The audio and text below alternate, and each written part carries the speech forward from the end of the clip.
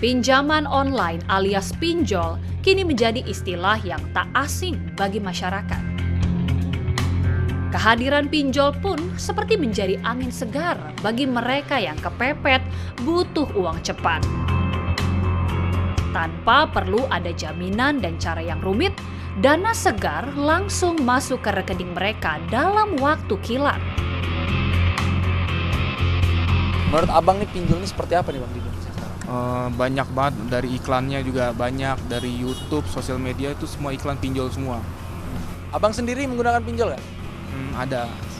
Bisa diceritain nggak gimana awal mulanya abang sampai minjem di pinjol? Awal mula itu ketika lagi butuh uang, ya saya paling cepat itu ke pinjol. Kenapa sih bang memilih meminjam ke pinjol? Gampang, nggak ada jaminan juga. Dan sejauh ini apa yang udah abang rasakan setelah terikat dengan pinjaman online nih? Kayaknya sih tergantung pinjol juga, ada yang bunganya besar juga, itu bikin ngerugikan juga sih ya. Ada yang kecil itu bagus sih, cuman jadi ketergantungan juga. Biasanya pinjam terus gitu.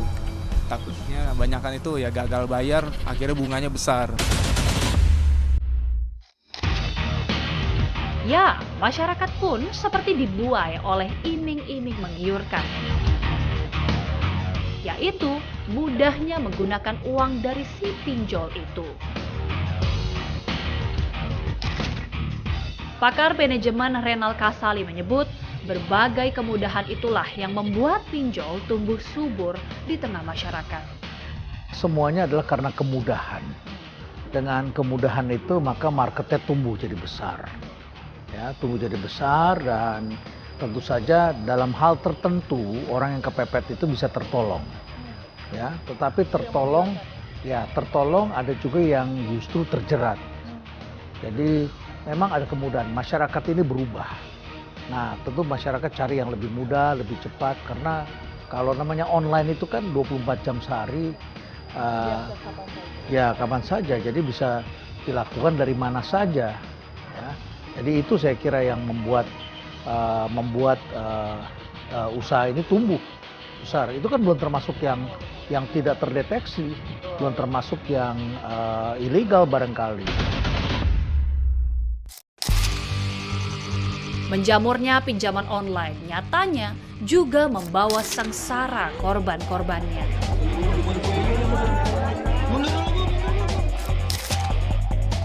Meski tak sedikit aplikasi pinjol nakal itu telah ditutup, namun toh masih terus muncul pinjol-pinjol yang berulah serupa. Dan lagi-lagi, masalah yang sama muncul kembali. Mati satu, tumbuh seribu. Bisa jadi itulah ungkapan yang tepat untuk pinjol yang kerap membuat resah masyarakat itu. Mengapa pinjol yang jeratnya kerap membuat petaka itu seperti tak bisa dibasmi? Pada saat terjadi pemberantasan, ditangkap, lari mereka, kemudian mereka ketakutan sendiri, bisa dideteksi lewat cyber security kita, dan kemudian mereka berhenti mengurangi. Jadi banyak masyarakat yang juga tidak bisa melakukan akses pada mereka. Jadi itu berkurang, sempat redup begitu ya. Tapi ada masa lagi kemudian aparat mungkin lengah, pengawasan mungkin lengah, sehingga kemudian hidup lagi. Yang kedua, tadi saya bilang ini ada hubungannya dengan judi online dan game online. Jadi kalau judi online-nya naik, itu maka pinjaman online akan naik. Ya, ada semacam korelasi positif antara keduanya. Karena orang yang menggunakan gajinya untuk bermain judi online atau judi slot itu, kemudian tidak bisa memberikan uang ini pada keluarganya, atau anaknya yang perlu susu dan sebagainya, atau orang tuanya. Kebutuhan pokok, dan akhirnya kemudian mereka pinjam online.